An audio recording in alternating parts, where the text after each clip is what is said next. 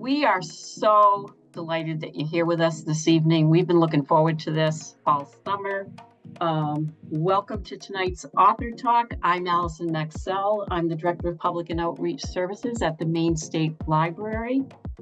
Tonight we're here with this year's Read Me featured author, Nick Fuller Googins, and I'm so delighted. And also here with me tonight is Liz Liz Sinclair of the Maine Humanities Council and Gibson, Fay-LeBlanc from the Maine Writers and Publishers Alliance. So it's the three organizations, and it's just an amazing collaboration that has grown over the years. I just am so grateful for this program and for the colleagues that all participate in this. Each year we partner to bring Read Me, a summer community read program featuring Maine authors to public libraries and their communities across Maine. This summer celebrated Maine author Julia Bouwsma, recommended Jennifer London's American Breakdown, and Nick Fuller Googins' The Great Transition as must-reads. It's an opportunity to highlight Maine authors that are growing and we are so proud of to know. If you're interested in checking these books out, make sure you reach out to your local public library. We reach out to libraries as part of this program, and we have over 60 participating most years. And so there's a lot happening at the local level. So turn it over to you, Liz, on the technology. Thanks, Allison. Before we hand the program over to Gibson and Nick, we've got a few things to quickly go over. We are recording this event in hopes of making the archive available to everyone. We are encouraging you to have questions. And if you do have questions, please click on the Q&A button in the chat and just type in your question and we will get that. And as you're probably aware, internet connectivity can sometimes become a bit unstable. So this is definitely true for the four of us as we're coming to you from all of our respective corners of Maine. So if you see one of us abruptly disappear, don't worry. Know that we're doing our best to find our way back. Thanks for understanding that. And if you find that anybody is freezing or you're having any troubles, you might try, if your video is on, you might try turning that off, or you can also send me a message and I'll do what I can to help you. Back to you, Gibson. All right, thanks, Liz. I'm excited to get us into this event here and to introduce Nick Fuller Googins, who's the author of the novel, The Great Transition, his debut. His short fiction and essays have appeared in the Paris Review, Men's Health, The Sun, Los Angeles Times, and elsewhere. He lives in Maine and works as an elementary school teacher. He is a member of the Maine Writers and Publishers Alliance, thanks, Nick, as well as the National Education Association, the largest labor union in the United States. And we're gonna talk about it later, but I just want to mention too that Nick's second book, The Frequency of Living Things. I got that right? Okay, good. It launches next week. And actually a week from tonight at Space Gallery in Portland, if you're nearby. There's an event happening there with Nick, who's going to be in conversation with my colleague and friend, Karen Bow, a wonderful fiction writer in her own right. So, Nick, super excited to talk to you about this book. Thanks for coming out on a summer night. Yeah, my pleasure, Gibson. Thanks so much. And just, quick shout out and thanks to Maine Writers, Maine Humanities, and then a really big shout out to all the libraries out there. I have the pleasure of I teach in Saco, and right across the street from the public school is the Dyer Library. And I'm often reflected between public schools and public libraries is like just the foundation of our American culture. And I'm so proud to be part of both of those. And so this has just been such an honor this summer. So thank you so much, everybody. Nice. Nick, I'm wondering, did you want to start us off with a little taste of the book, or would you prefer if we start talking and I ask you a few questions and we can get to that part? Yeah, sure. Or we can skip the reading too. It's up to you. I'll read just one. I'll just read like 2 paragraphs. Sounds great. Sounds This is the great. paperback version, and again, yeah, I'm like part of writing this book. I think in retrospect, just made me reflect a lot on like public projects, which in my lifetime haven't seen a ton of, and we see kind of like an erosion in some ways of the public space. And so one big inspiration, which we can talk about later in the book, was even though it's set in the near future, was looking backwards at the New Deal, and like it astonished me how much and how fast the country mobilized at a time before the internet and highway systems and computers. And kind of, I don't know, I felt like as a writer, it gave me the license to be like, if we did this almost 100 years ago, like certainly it could be done again and in the near future. And so in the book, as society is mobilizing to try to save the world from the climate crisis, um, the Department of Emergency Transition is formed, and one of the main characters, Larch, who grew up in Down East Maine, enlists with the Forest Corps and Maine Company and is deployed to New York City. And so there's just a couple paragraphs here of what it was like for him to work in these big projects. One job, called the Blue Dunes, was a 40-mile necklace of barrier islands from Staten Island to Long Island.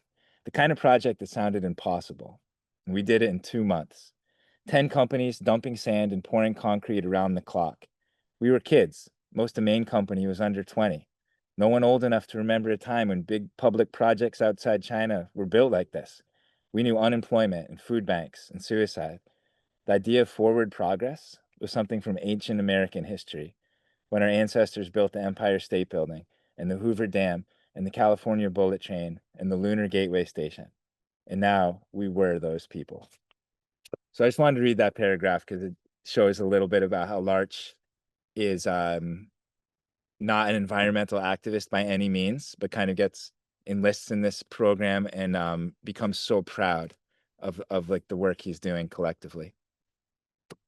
Right on. Thank you for that. That's a great way into the book. And since you started there, let's maybe start our conversation with, I was, certainly thinking about, as I was reading, thinking about these two characters these two parents who get set up as kind of different poles in Emmy, their daughter's life. And they're such different people. They're from different places. They parent differently. They hold different responsibilities in the family. And by the way, not the traditional gendered positions in the family, I think we could say, in at least in some ways. And I was wondering about that dynamic and the I mean, the two of them and certainly the three of them, but did you know from the start that relationship dynamic was going to be sort of part of the engine of the book, or did that develop over time as you were developing the story and figuring it out? Yeah, I think as the book went on, so I originally thought about it kind of chronologically, even though the book is now chopped up with different timelines. But originally I thought about it chronologically. And Larch, who enlists, at 16, 17 years old and spends 10 plus years. And a lot of people compared this to a war. Like he was in the trenches and, saw some friends die and feels like he's really put in his time. And in a lot of ways won. Like the war was over. Humanity dropped emissions down to 0.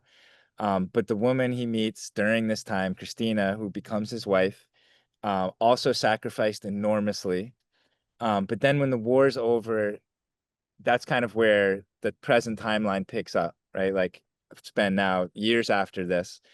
And I feel like Larch became, in my mind, kind of epitomized, like almost this. I guess I was thinking about it like the difference between optimism and hope. And Larch is just kind of this kind of like classic American optimism, like everything's going to be fine, like everything's going to work out. I put in my time, it's going to be fine. And Christina has this kind of more, I think, a little bit more jaded, a little bit more cynical sense that good things might be coming still, but we were really going to have to work for them and fight for them. And I think I feel that inside myself a little bit. And then I also, like, I did some really fun research for this book, and one set of really amazing books that I've read for Christina's character were these books by Svetlana Alekovich, who's a Belarusian writer, and she does oral histories set in Eastern Europe, and they're so good. So she did one on women who fought for the Soviet Union in World War II. She did one on the Chernobyl disaster, Afghanistan, Russia fighting Afghanistan, and especially the book, though, that when she was interviewing women who'd fought in World War II for Russia, for the Soviet Union, that it really stuck with me that over and over again, there's all these women who had lived through, some of them had lived through like the Russian Revolution, the purges, Stalinism, the famine, and World War II, and had this mentality of like, it's foolish to be optimistic. It's naive. Bad things happen in life, but they don't give up. At the same time, thinking like, you're foolish to think good things are going to happen. They also like we have to fight for a better world.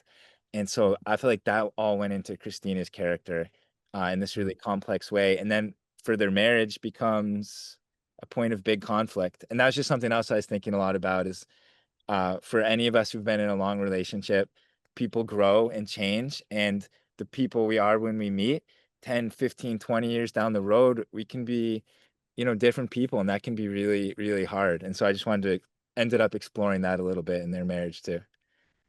Right on. I mean, it's great to hear you mention. And by the way, before I forget, I saw a question in the chat.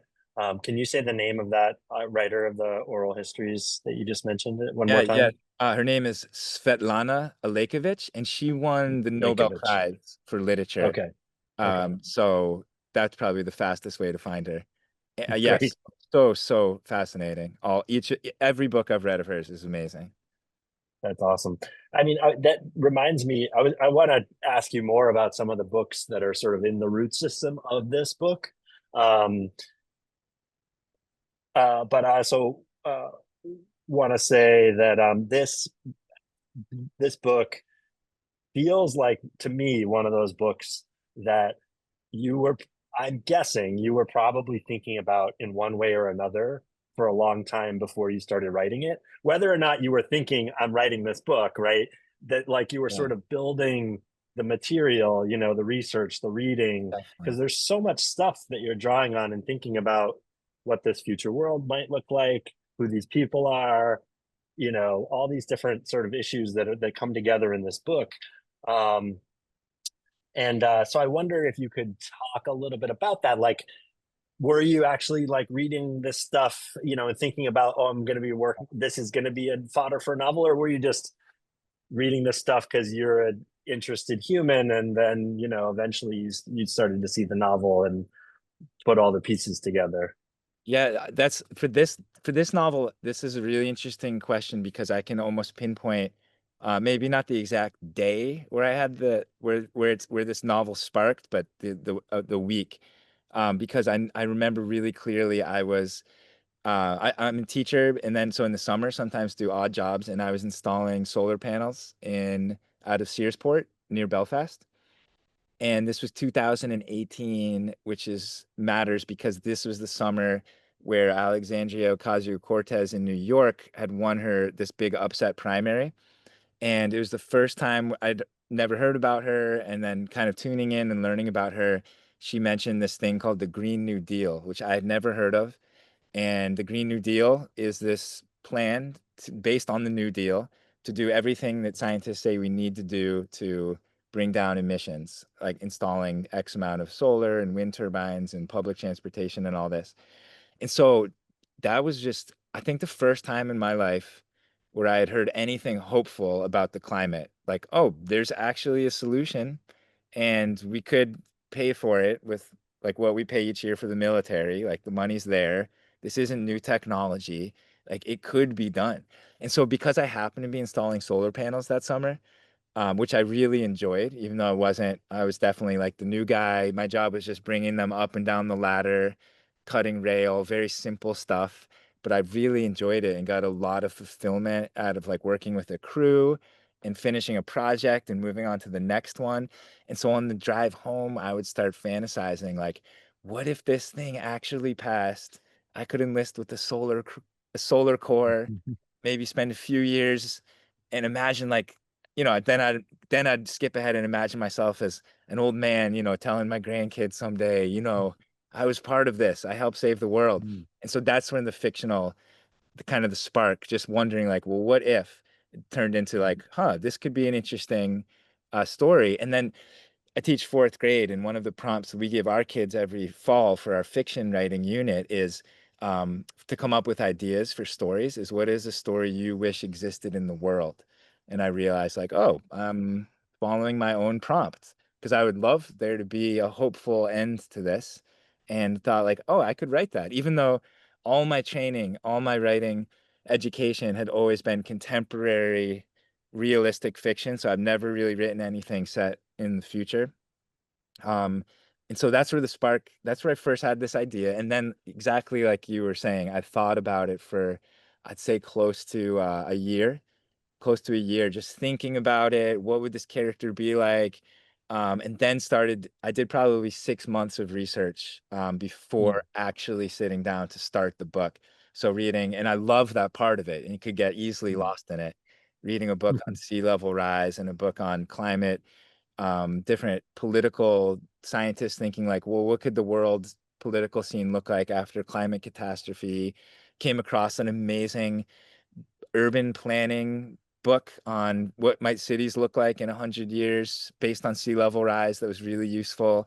And then sat down to actually start writing it in February of 2020, and then ended up having a lot more time on my hands than once the pandemic hit, and a bunch of other things really ended up playing into it. Like my wife's family's from Los Angeles. At the beginning of the pandemic, we were out there, and like in a lot of places, the city, like our neighborhood, really came out for each other. The people using the phrase mutual aid a lot, helping each other out, and so that sense of like community working together during a disaster really like infused into the early pages of just kind of like, you know, like hope, like we can do this. So that's kind of, yeah, the origins of the book. A lot of time thinking about it before sitting down. That's great. Um, what about Emmy? When did this character of Emmy appear? Was that fairly early on that you knew that this was going to be this? She's 15, right? Am I getting Yeah, that right? Yeah. yeah. Um, yeah. When did you know she was going to be sort of one of the central characters, and it would be some of it would be from her POV, her Yeah, perspective. yeah, I really wanted to have like I wanted to, when I first thought, like, you know, back in that summer, I was like, I want to write a climate crisis utopia. Like that was in my head, like a best worst case scenario. But then ran into like a utopia we think of, which I've learned a lot about utopia since then, but we think about it as a perfect, everything's perfect. And so as a storyteller, we learn like we need conflict to drive a story. Well, if it's a utopia, where's the conflict? But then I remembered some science fiction I'd read earlier by one of my literary heroes, Ursula K. Le Guin, the great science fiction writer. And she has written some utopias, and the conflict comes from the utopia is established and then under threat. And so that's how I thought about starting the book. So the Emmy is born 15 years after the war for the climate is over, into what I thought of in my mind as a city I would love to live in, a utopian city where everything's walkable, worker owned, every like composting stations in your neighborhood, just a really neat, efficient city. And so Emmy was definitely in there from the beginning, and also posed, I thought, like a useful way of, you know, I imagine this happens in every war too, where parents who fought have sacrificed so much, and a kid growing up, like you just can't know. It's just the world you're bought into, and can't understand how much what the world used to be like and how much your parents sacrificed. And so there's some conflict, inevitable conflict in there. But actually, what happened with Emmy originally, I had written the first draft of this book just from Larch's perspective. One character, I originally wanted to do one character chronological, keep it really easy. That's obviously not what happened, because I'd written about 150 pages. And then there was an editor who was very interested in hopeful climate fiction who was working with me on this just no contract. She just was trying to help me out. It was the sweetest thing. So generous of her. And she passed that around the draft to her office. And she said the feedback was that everyone loved Emmy. And so her suggestion was to rewrite the whole book. Well, I'd written about half of it with Emmy having just as much stage time as Larch. And that was a huge revision that I had to take maybe like 24 hours to sit with, to think like this is going to be months of work. But then as soon as I started writing it, the first chapter from Emmy's point of view, it's one of those things I could just feel the energy. And I've worked with so many, I teach fourth grade now, but I've worked with so many kids and so many ages. And so it's like all the teenage kids I'd worked with kind of like all going into her character. And I had so much fun writing her and feeling for her and commiserating, and like it was just one of those great editorial suggestions that I felt so grateful for. That editor, her name is Jillian Buckley, and she since went to become a social worker, but I feel like her name should be on the book too. Absolutely. That's great. That's a great story of literary mutual aid too, right? Yeah. Which happens a Yeah. lot, right? And what happened was she ended up, because she worked for an imprint of Penguin Random House, the largest imprint, the largest publishing house in the world, I think. And she was trying to get the manuscript ready to pitch to her publisher. And then ultimately, after she'd worked with me for probably a year, the publisher that imprint didn't even buy it. So it's just like truly so generous of her. Yeah, I like that, the literary mutual aid. There's a question in the chat that I'm seeing that's related Okay. to Emmy. So I think I'll this is from Kathy, and sort of one of a few questions that she asked. And she writes, from where in your experience, and I'm assuming teaching is a big piece of it, but I'll ask the question: from where in your experience do you credit the insight that you have in the passages that speak to the inner mind of a teenage girl, eating disorders, family dysfunction, and its roots? Yeah. What were you drawing on there? Family dysfunction. I feel like all of us born into families. I mean, I'm blessed with a very functional, for the most part, family, but we all get glimpses of some family dysfunction. So really my time teaching and also tutoring has given me some really unique, like, let me put it this way. If I was a middle school teacher in Saco, Maine, I would see a very similar demographic of kids over and over and over again, and would know those kids really well. But because of my in-laws being in California, and my teaching career is very sporadic and not as stable as many other teachers, I've gotten to work with all kinds of kids, and it's been very fascinating. So for instance, I tutored for this private company and taught at a very fancy school out in Los Angeles. And I remember tutoring a student who was, in some ways, you would say, this girl lived in a utopian community, one of the wealthiest neighborhoods of California, probably in the country, and was so crippled with anxiety, could not get out of bed, and had missed so much school that now a private tutor is coming to the house to just try to catch her up. And so I've just felt like that is something that we all can kind of glimpse into, is that whatever's going on internally might not be reflected externally, or like we can all feel anxiety and depression in all kinds of situations. And then on the other end of things, I also tutored for one season in Long Creek Youth Detention Center. It actually has a more euphemistic name, Development Center. It's the youth prison in Maine. And that was shocking in a totally different way, and saw kids who have every reason to be completely riddled with anxiety and depression, being so resilient and talking about their future and joking around with me. And so that was very informative as well. And then I feel like the other part, it's just this, like, to go to the question about Emmy's eating disorder, it's like the different ways anxiety can manifest in us, especially when we don't actually have a lot of control over our lives. And so at that age, as a teenager, like, we remember feeling very autonomous in some ways and having a strong sense of agency, but a lot of your life is still very much controlled by your family. And so eating becomes a way for a lot of people, whether consciously or not, to express that anxiety. And then I think about a lot for my students a little bit older, like teenage kids too. Two big things right now. One with like school shootings and the anxiety, the general anxiety that must exist for teenage kids to realize the adults do not know what they're doing. Like the adults are supposed to take care of us, and they can't. No, they don't know what's going on. And in fact, you'll hear a lot of adults be like, "We need a youth-led movement," like which I try to push back on. Like we can't put these things on the kids. Like we need to do these.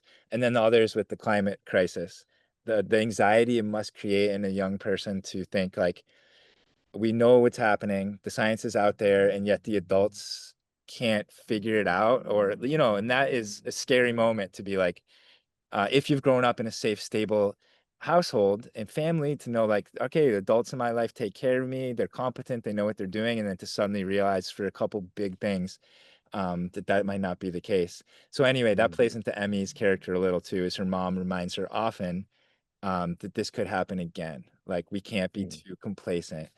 So that general anxiety plays out in a few different ways, but yeah, mostly how what she eats or does not eat. Right on. Um, I think you've touched on this a little bit already, but uh, Allison gave me a great question about the the descriptions of all these experiences that Larch and Christina have, and how we through flashback we see them in lots of different situations growing up and becoming adults. And there's some really particular and believable life experiences. So you mentioned those oral histories that you were reading. What other things? I mean, probably some of your own stuff. Whatever you want Yeah, to say about like where some sure. of those little bits and pieces and nuggets Yeah, of experience come from, because they are extremely vivid and really, as readers, we, are strung along. We drop into those feel yeah. very real. Yeah. Thanks. Yeah, I mean, and this is one thing you've probably experienced too as a writer. It's really fun. You never know whatever situation I find myself in, if it's different, in the back of my mind, I'm like, huh, maybe someday I'll write about this, or who knows? And so that's been just a fun way also of maybe doing things I might not normally do. But a huge influence on in some way, a very autobiographical influence came from the year after Hurricane Katrina. So what are the 2006, I think.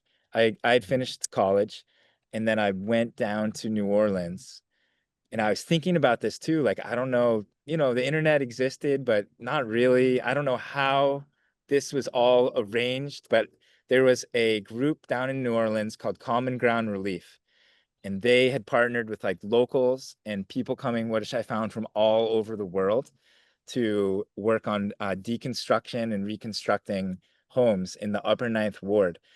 And so a lot of when Larch goes out on his work crew assignments, and I named the work crew I ended up being with, the work crew leader was from Amsterdam. And then a couple guys, two friends had driven up from Houston. And then there was two women, there's a woman from Vermont and a woman from California, I think, and myself. Oh, and a guy from Sri Lanka had come. So that was our work crew, and we called ourselves Done by Noon because we would work so hard, get there early, and try to be done by noon, because the work we would do was very similar to Larch's deconstruction work. So ripping everything out of a home, tearing it down to the studs, because these homes had been left for a year to rot. And so the black mold was so dangerous. We would wear Tyvek suits, boots, gloves, respirators, goggles, everything duct taped so that no mold spores could get in. But that also meant in New Orleans in the summer, it's so humid and hot. You're sweating and there's no way for your sweat, you can't perspire. And so it was just gross, hard work, but also, again, like that sense of camaraderie and sense of fulfillment. It was just amazing, like to feel. So a lot came out of there for sure. And also I think just like a sense of which I reflected on more after the book was done, but like when I think back to some of the times I've felt most alive in life, and I don't know, I feel like there's got to be like a huge German word for this feeling of it's like feeling alive and enraptured in a way with a group of people, doing something together with a group of people. And I think about like playing youth sports, but also like singing or dancing in a big group of people together, maybe at a concert. Um, Times where I've been to a protest or a picket line. It's this and such a feeling. Yeah, it's just this really special feeling of being together. And I think I kept thinking back to that and being with Common Ground Relief in New Orleans and feeling like we're one little work crew, but then we come together at night and there's hundreds of people in the community and feeling like being some small part of a bigger project. Hmm. Really played into that as well. So I'd say that experience in New Orleans, I had no idea that, yeah, 10, 20 years later, would become so central. That's cool.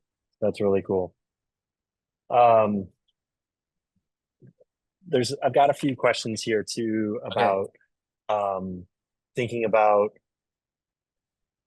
like the things that have happened related to the book or even tangentially related to the book in the time since the book has been published, right? Hmm. So one part of that is like what's happening with the climate right now and politically.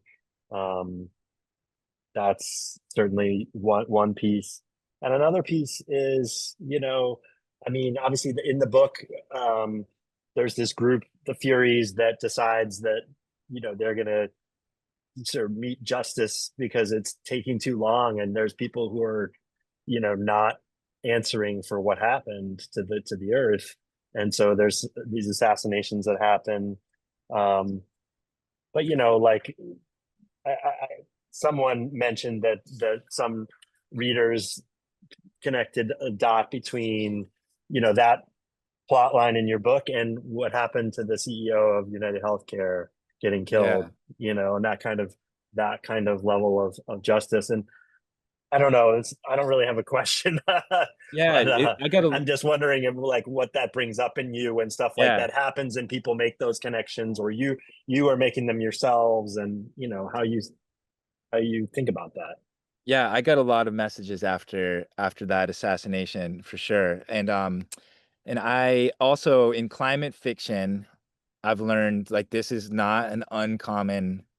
I'm not the Mm. only one who's put this into this plot. And I think Yeah. why is has to do with this like I guess a theme of justice and vengeance, which I read so that also I'll talk about what went into for some of my research, but I'd just like to share that in my writing program at Rutgers, we had the visiting author George Saunders, amazing short story writer, and now he's coming out. Just heard with the new novel, which I'm very excited about.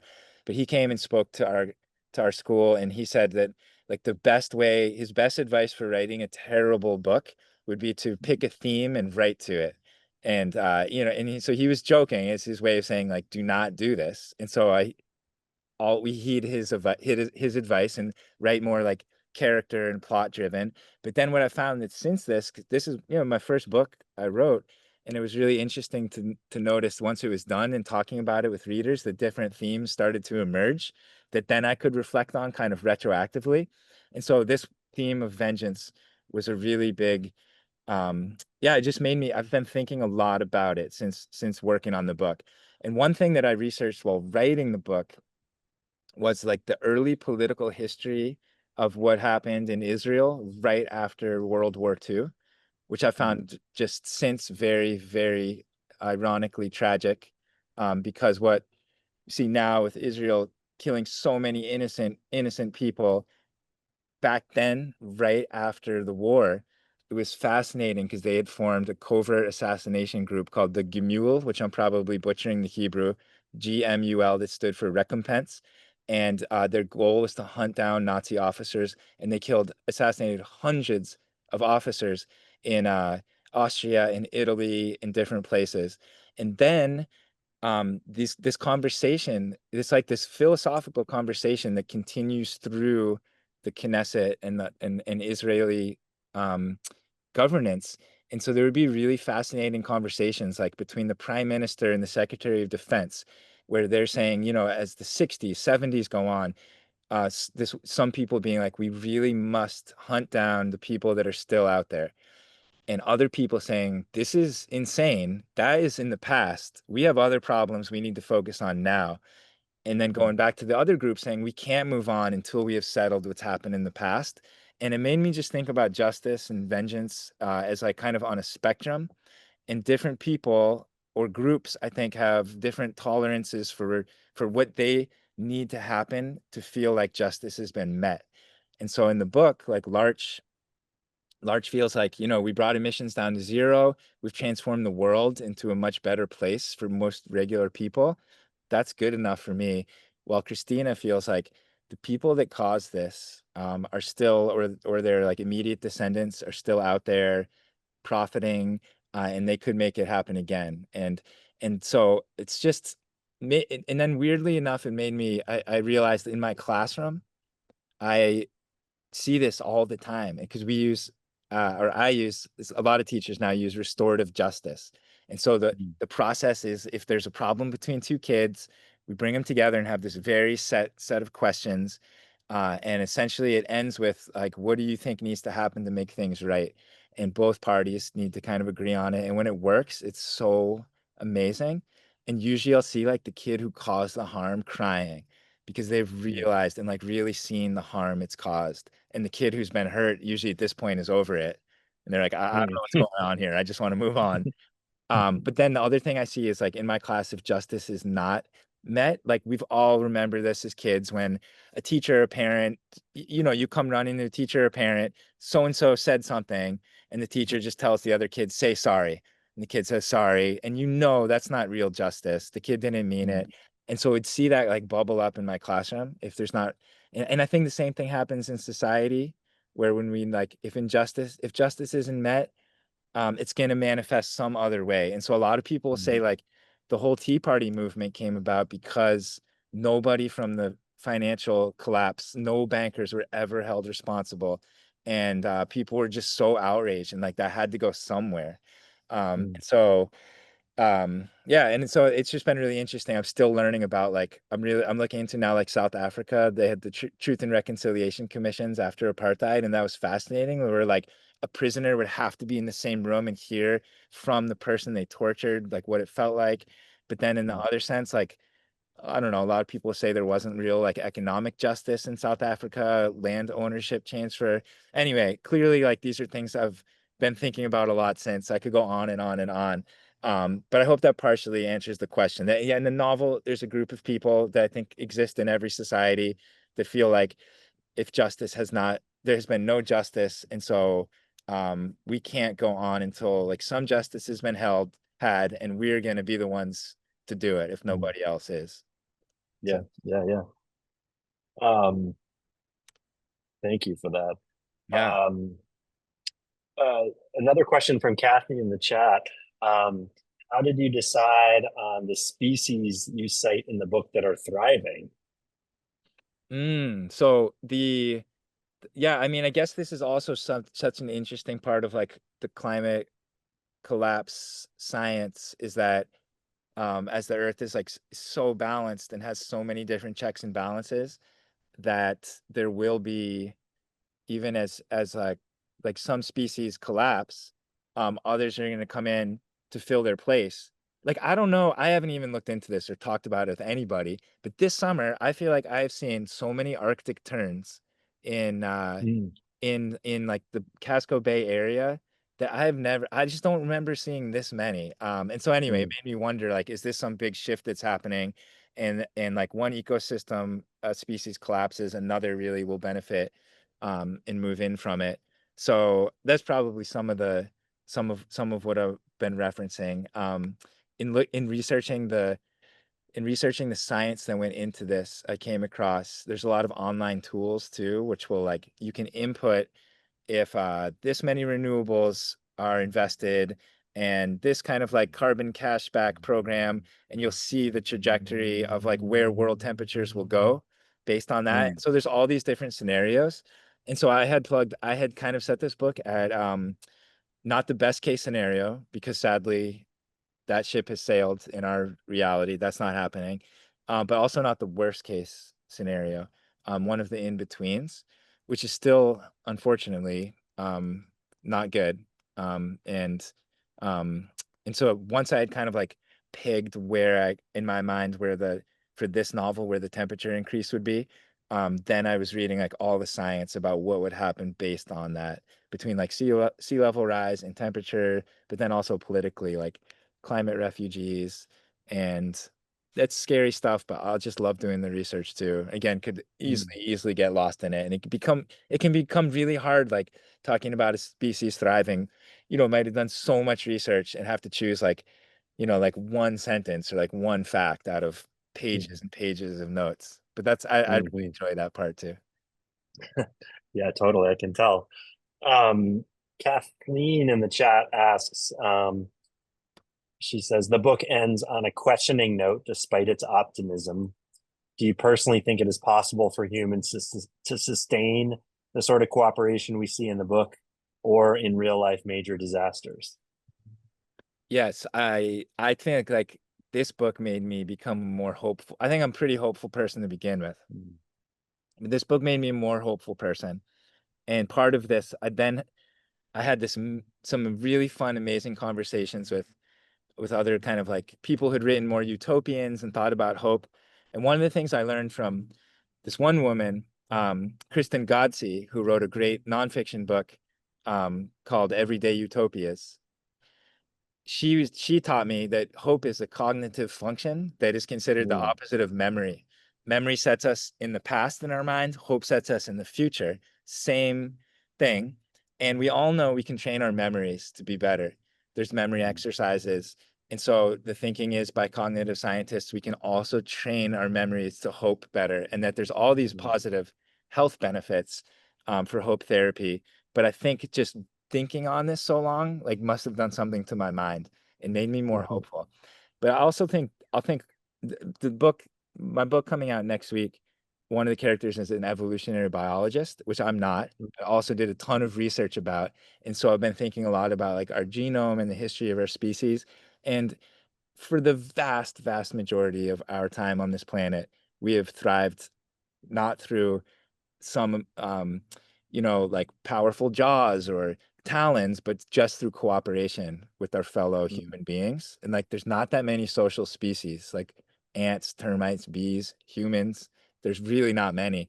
And so we're hardwired for cooperation. And I think that the competition, the competitiveness, is something that we have to be taught, as socialized into, and doesn't come naturally. So, long answer, yes, I definitely think we're capable of it.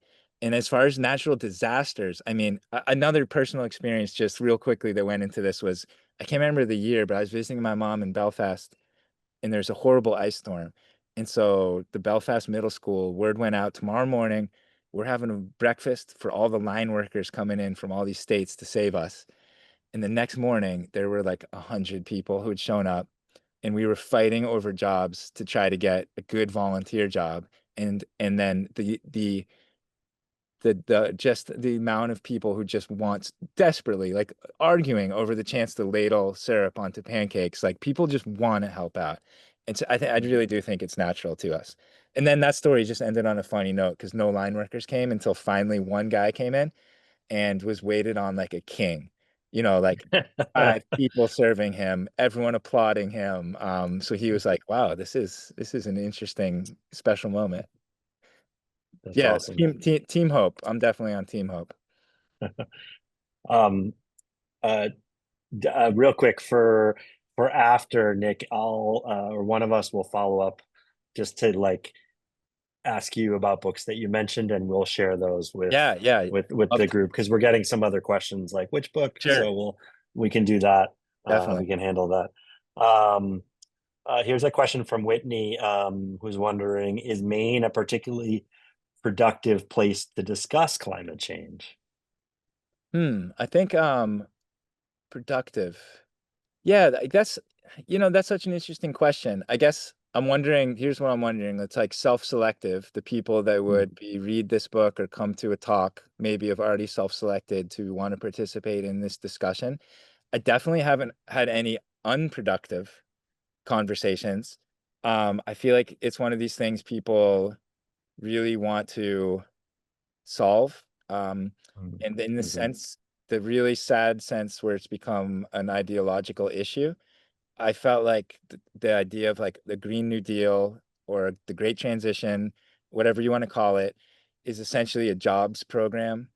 And so in that way, that was like that the beauty of it, I think, is that it's an economic program, and that everyone could get behind, at the end of the day. And so I really appreciated the Green New Deal and whatever you want to call it, for that angle to try to be like nonpartisan. But I found Maine, I mean, I remember 2 years ago was a really bad winter. There's a lot of shore damage. People were really up in arms and like talking about it a lot. I was living in Biddeford at the time, and someone came to one of my talks and wanted to start a climate group. And we started a climate group that since I have now moved out of Biddeford and the woman who started it has moved out, but it continues on and they're doing awesome stuff. So I do think people are, I know there's a lot of fires kind of to put out, so to say, but this is a big one in the background. And in the sense that it is an economic issue too. Um, I think the more we can tie it to that and bring it back to that, the more it'll stay in the forefront. Mm. Um, Couple more. We have time for a few more. Yeah. And if there's any last minute questions for folks, please do put them in the chat. I'll keep my eye on that. But I'm wondering, you've mentioned you're teaching a couple of times. Wondering, and you mentioned prompts, doing prompts with your kids and making yourself do your prompts, and how Yeah. this book, it was in part an answer to your own prompt. Um, but other things you want to say about how you encourage students to be readers and writers? What does that look like in your classroom, or what did it look like for you maybe, and how you Mm, know how that has yeah. informed who you are? I've been thinking a lot about this lately because I'm part of a big book club in Biddeford. I still go down. It's an amazing book club that meets in the back of the Banded Brewery. Mm. And and maybe sometimes there'll be 40 people there. And Wow. sometimes I'm maybe like one of three men. And then one of the Mm. last times I went, I was the only guy. And so I've been thinking a lot about like what got me into reading and why aren't like men reading as much fiction as women? Because and then it made me think in my classroom, uh there's no gender split. Like the boys love to read as much as the girls. And again, it's made me think like for our species, like storytelling is probably the first form of like spoken entertainment we had. I don't know, singing, dancing, telling stories. And it's just part of being a human being. Mm. And I think so like how I encourage it in my class is like I share what I'm reading and I'm excited about it. Some sci-fi book and I'll be like diagramming on the wall, so then they shot this thing into this planet and because I'm generally excited about it. And I think it's easy, like there's no special teacher talent of mine. It's just that kids naturally want to know stories and don't want to be left out. And so that's one thing I try to do. And it made me reflect on my fourth grade teacher, Mr. Akeley, would read with us like during silent time. He would pick up a book. And Mm. that really left an impression on me. And they say, just reading around kids, like, my nephew and niece came to visit from California and we have them for a few days. I was finishing the end of this very exciting book, but I really made it a point, especially for my 7-year-old nephew, to be like, this book is so exciting. I need to take 10 minutes and just finish it because I did have to. It was going to drive me crazy, but also I wanted him to get that message of like, oh, like I want to read. Reading's cool. Um, Yeah. and so for me, I guess that's just like a big part is building that enthusiasm because I do think it's natural. And they say like if you create like a reader early on that it'll stick with you for life. And I know like in my household growing up, there's just always magazines and newspapers and books around. And so that's just something I try to replicate in the classroom for sure. Nice, nice. What about is there a moment for you when you thought, this writing thing is got Yeah. its hooks in me, like when when did that start to crystallize for you? This is something I want to devote a lot of time and effort and So thinking and heart to. I love I love asking like anyone in any artistic capacity. It's so fascinating to find out the same when did you realize like this is something you wanted to do? And again, it's made me think as a teacher and just also as a human being, like the power of a compliment, Mm, because so often it comes down to one person telling you you're good at something, and it mm, sets like a neural connection, and then you do more of it, and anything we do more of we just get better and better at, and then it becomes this self-replicating process. I was teaching, for me, I was teaching elementary school, the first classroom time I was a classroom teacher as a kindergarten teacher, and sometimes I would send out emails to the staff on, I don't know, I guess maybe it was like if some conflict had happened, but I'd write it in a silly way. And some teacher, I can't even remember who, was just said, you're a good writer. Like you're funny. You're a good writer. And I was like, huh, I had never thought of myself like that from an email. And then I took some mm, classes, and there's that like 10,000 hour theory. If we do something for 10,000 hours, we'll become a master in whatever it is. And I've probably now contributed close to 10,000 hours to it. And so it just makes me think all the time, for as a teacher and as an adult in this world talking to younger people, like a sincere compliment. mm. And then also the reverse side of that, how devastating it can be. Um, I've been told, and it's true, that I'm a bad dancer, and I can't get it out of my head now. It's so I've seen it on both sides, but that's my origin story, a silly email. That's awesome. That's great. Can we loop back for a minute to, we've mentioned a couple times your new book that's coming out. Yes. And what's like, is there any kind of, is this a like I'm going to tack in a new direction and tell a different, totally different kind of story? Is there any kind of relationship between this new book and the Great Transition, or This what's? I mean, I'm is sure there's some relationship yeah. because you're the writer, so there's going to have your sensibility in it, right? But Yeah, thanks for mentioning it. This is I have an early copy here. It's called The Frequency of Living Things. And there's these three figures on the front because the main characters are three sisters. The youngest sister, who I mentioned, is Josie. She's an evolutionary biologist and takes care of her older sisters a lot, who are one-hit wonder rock musicians. And it's been about 20 years since their hit single. They had one hit single that's still on the radio. Well, other than that, they're in sad shape. And so Josie's basically taking care of them. And then one of them ends up in jail with some pretty serious drug charges. And so they're trying to frantically finally finish their second album to crowdfund her bail. And so in that way, you've heard like nothing is the same as The Great Transition. It's set contemporary, set in New England, happens to open in Maine, but bounces a lot between Maine and Massachusetts.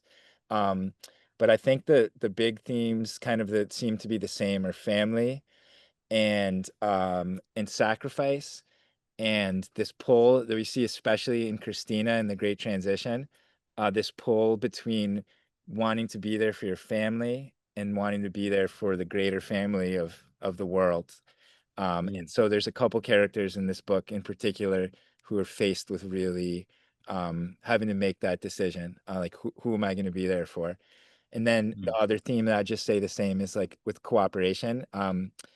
Josie ends up studying ants, because I learned as I was doing research for this book, which thanks, big shout out to the Belfast Public Library, because when I wanted Josie to study insects, I took out every book on insects, which was four of them, and one was about ants, and I learned that of an ant colony, almost all of them are female and they're sisters, and they will do anything to fight for each other and for the good of the colony. And so all these kind of metaphors were building on themselves. So I'd say thematically, yeah, sacrifice, family, a lot of the same. And I haven't read that new book yet, but I'm gonna pick up the thread of music too and connect those between the books, because Yes, right. I feel like I didn't get to ask you about that with The Great Transition, but that is, I'd say an important piece of Emmy's life, certainly in this book, and sort of how she thinks about the world is through music, through songs, these That's songs a from good point. the past that she's you which know, is the oldies. Yeah, our yeah, music, the oldies. right? Exactly. The yeah, I forgot to mention that. That was the other thing, just from when I worked at the Long Creek prison. The kids there did not have access to regular music on their own. And to think about us as teenagers, one of the only ways we can show our identity, it's like how we dress. In the prison, they all have to dress the same.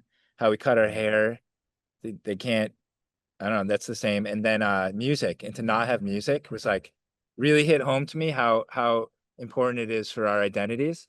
And you're right, that was a big part of Emmy. And then in the new book too, this one of the two sisters in the band is struggling with substance abuse and has experienced some traumas in life, and she's the songwriter, so she kind of like is kind of like processing a little bit through her songs as well. But you're right, I hadn't thought about that thread. Thanks for bringing that up. Yeah. No, I mean, it's such an enjoyable part of the Great Transition, to the way that music weaves into the story. So I look forward to reading the new book. Before we wrap up, I wanted to ask you, we're just at 8. I'll ask one more question and then Yeah. we'll probably call it. But do you want to say anything, and no is a perfectly fine answer, about like what's next for you or what you're working on, or anything that you want to say about what's percolating? Yeah, sure. Yeah, I'm working now on what if I finish it will be my 3rd book. So that's going to be under contract, and I've written about 80 pages of it. And it's a heist novel, but again, it's like Nice. family dysfunction, but kind of like coming together to steal something very, very important to them. So I have to learn a lot about heists now, theft, museum robberies, that kind of thing. So that'll be my research over the next year. Yeah, a librarian's on the call. Please take note. Yes. You might be getting a call from Nick.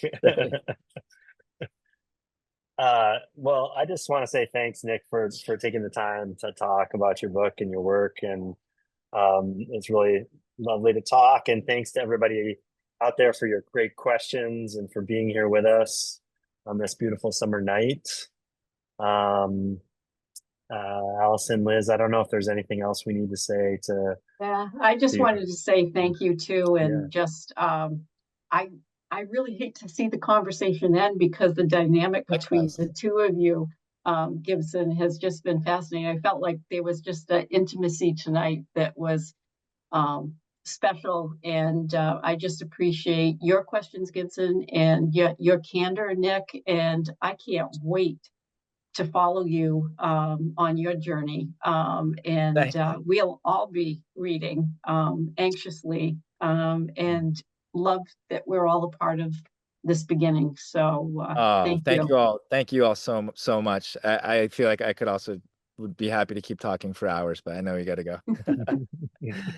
And if you all are interested in reading The Great Transition, which I have to say is Maine's one of Maine's choices to represent the state at the Lit Library of Congress's National Book Festival, which we're very honored to have your book, Nick. Thank you. Or if you want to read The Frequency of Living Things when it's out, or anything else, just be sure to connect with your local library or bookseller. And also check out the Maine Humanities Council and the MWPA, and we always have some great authors and things for you to read. So just check us all out. Thank you all so much. Have a good evening. Thanks, everybody. Take care. Thank you. Be well. Bye.